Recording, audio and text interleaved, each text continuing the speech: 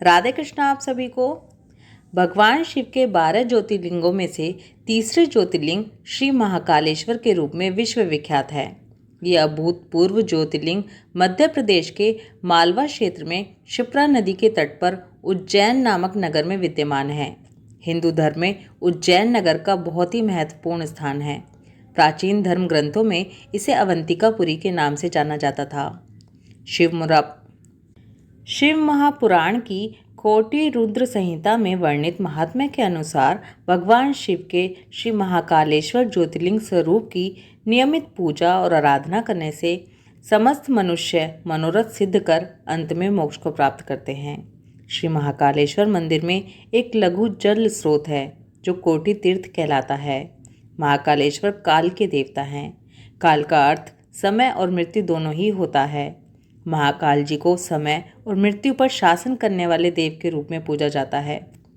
संपूर्ण 12 ज्योतिर्लिंगों में से श्री महाकालेश्वर ज्योतिर्लिंग को दक्षिणामूर्ति माना जाता है। इस रूप में भगवान शिव का मुख दक्षिण दिशा की ओर है, जिसका तंत्र मार्ग के साधकों के लिए विशेष महत्व होता है। अब महाकालेश्वर ज्योतिर्लिंग की कथा शुरू करते हैं। प्राचीन काल में अवंतिकापुरी के नाम से एक अत्यंत पुण्यदायी नगरी थी। उस दिव्य नगरी में एक अत्यंत धर्मपरायण और उत्तम गुणों से युक्त ब्राह्मण निवास करते थे, जिनका नाम वेद प्रिय था। वो हमेशा वेदाध्ययन और वैदिक अनुष्ठानों में लीन रहते थे। वो नित्य प्रतिदिन घर में पार्थिव शिवलिंग का निर्माण करते, उनकी पूजा आराधना करते तथा नियमित रूप से पूर्ण विधि विधान का पालन करते हुए अग्निहोत्र यज्ञ का आयोजन करते थे। वेद प्रिय ब्राह्मण देव के धर्म आचरण और वेद परायणता के फलस्वरूप उन्हें अंत में महान ऋषि, मुनि और तपस्वियों के तुल्य उत्तम सद्गति की प्राप्ति हुई। वेद प्रिय जी के देवप्रिय, प्रियमेधा, सुकृत और सुव्रत 4 सुपुत्र थे। वो चारों पुत्र भी अपने महान पिता के समान सर्वश्रेष्ठ सद्गुणों से युक्त और धर्म मार्गी थे। उन चारों के पुण्य प्रताप से संपूर्ण अवंतिका नगरी में एक दिव्य ब्रह्म तेज प्रकाशित हो रहा था। वहीं दूसरी ओर उसी अंतराल में दूषण नामक एक असुर ने रत्नमाल पर्वत पर भगवान ब्रह्मा की घोर तपस्या की और उनसे वरदान प्राप्त कर अति बलशाली हो गया। वो अधर्मी दुष्ट अपने बल के मध्य में लीन होकर वेदों, धर्मस्थलों और धर्माताओं पर आक्रमण करने लगा। अवंती नगरी में प्रकाशित धर्म के प्रकाश को देखकर दूषण ने अवंती नगरी के ब्राह्मणों पर भी आक्रमण कर दिया, जिसके परिणाम स्वरूप संपूर्ण नगर में हाहाकार होने लगा। दूषण द्वारा प्रेषित 4 प्रलय अग्नि के समान दानवों ने संपूर्ण नगर को चारों दिशाओं से घेर लिया, लेकिन भगवान शिव की आराधना करने वाले वो चारों ब्राह्मण पुत्रों के मन में किंचित मात्र भी भय उत्पन्न नहीं हुआ। उन ब्राह्मण पुत्रों ने और दूसरे नगरवासियों को भी डर से दूर रहने का आश्वासन दिया। शिवलिंग की पूजा अर्चना कर भगवान शिव के ध्यान में मग्न हो गए। ब्राह्मण भाइयों को इस प्रकार शिव पूजन करते देख दूषण को और क्रोध आ गया। दानवों को उन्हें मार डालने का आदेश दे दिया। वेद प्रिय के चारों पुत्र नेत्र बंद किए हुए भगवान भोलेनाथ शिव के चिंतन में तल्लीन हो गए।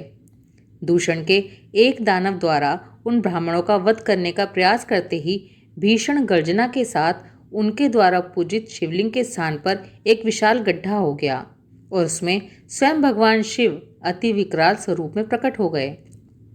महादेव के भयंकर रूप के दर्शन करके वहां उपस्थित सभी आश्चर्य में आ गए।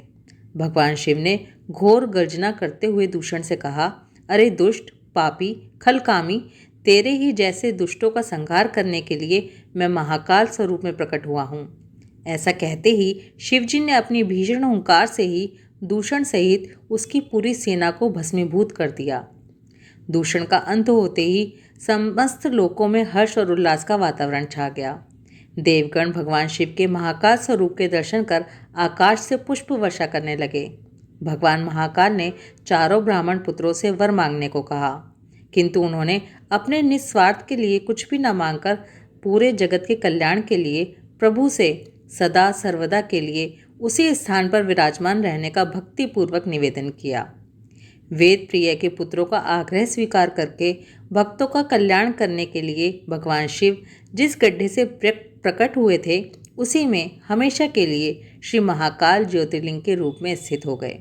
जिन्हें इस धरती पर महाकालेश्वर के रूप में जाना जाता है। उस स्थान से सभी दिशाओं में एक एक कोस की भूमि भगवान महाकाल का स्थल बन गई। भगवान श्री महाकालेश्वर की कृपा से वेद प्रिय ब्राह्मण के चारों पुत्रों को मोक्ष मिला। सूत जी कहते हैं, ऋषिगणों, श्री महाकालेश्वर ज्योतिर्लिंग के दर्शन मात्र से सारे दुख और संताप समाप्त हो जाते हैं। पूर्ण निष्ठा और श्रद्धा के साथ महाकाल ज्योतिर्लिंग साधना करने के फलस्वरूप समस्त मनोकामनाओं की पूर्ति होती है और इसके साथ ही मोक्ष की प्राप्ति भी होती है। बोलो महाकालेश्वर ज्योतिर्लिंग की जय, महाकाल महादेव की जय। सावन के इस पवित्र महीने में अगर आपको ये ज्योतिर्लिंगों की कथाएं पसंद आ रही हैं तो वीडियो को लाइक और शेयर करना बिल्कुल भी ना भूलें। राधे कृष्णा।